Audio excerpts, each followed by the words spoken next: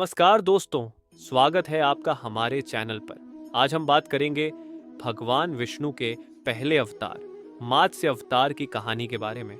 ये कहानी न केवल धार्मिक दृष्टि से महत्वपूर्ण है, बल्कि ये हमें जीवन के कई महत्वपूर्ण सबक भी सिखाती है। मात्स्य अवतार का परिचय। मात्स्य अवतार का अर्थ है मछली का अवतार। जब धरती पर प्रलय का संकट आया, तब भगवान विष्णु ने मछली के रूप में अवतार लिया। ये कथा हमें बताती है कि कैसे भगवान ने अपने भक्तों की रक्षा की और सृष्टि को फिर से स्थापित किया। कथा की शुरुआत होती है राजा मनु से। राजा मनु एक ज्ञानी और धर्मात्मा राजा थे। एक दिन जब वे नदी में स्नान कर रहे थे, तभी उन्हें एक छोटी मछली मिली। राजा ने उस मछली को अपने हाथों में लिया और उसे एक बर्तन में रख लिया। मछली ने राजा से कहा, हे राजन, मुझे मत छोड़िए। अगर आप मुझे छोड़ देंगे तो मैं बड़ी हो जाऊंगी और आप मुझे नहीं पकड़ सकेंगे। राजा मनु ने मछली की बात मानी और उसे बर्तन में रखा। कुछ समय बाद मछली इतनी बड़ी हो गई कि उसे एक तालाब में डालना पड़ा। फिर तालाब में भी वह बड़ी हुई और अंततः राजा ने उसे एक नदी में छोड़ दिया। फिर मछली ने राजा मनु को चेतावनी दी, हे राजन, एक बड़ा जल प्रलय आने वाला है। आपको और आपके परिवार को बचाने के लिए एक नाव बनानी होगी।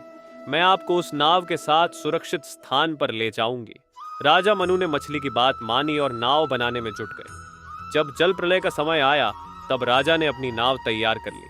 मछली ने राजा को अपनी सहायता के लिए बुलाया। जल प्रलय ने चारों ओर तबाही मचाई, लेकिन राजा मनु और उनकी नाव सुरक्षित रही। मछली ने राजा को नाव के साथ सुरक्षित स्थान पर पहुंचाया, जहां सभी जीव जंतु और राजा मनु का परिवार थे।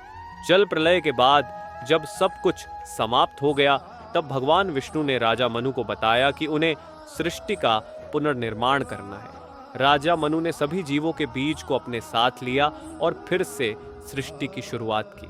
इस प्रकार मात्स्य अवतार ने न केवल राजा मनु की रक्षा की, बल्कि सृष्टि के लिए एक नई शुरुआत का मार्ग भी प्रशस्त किया।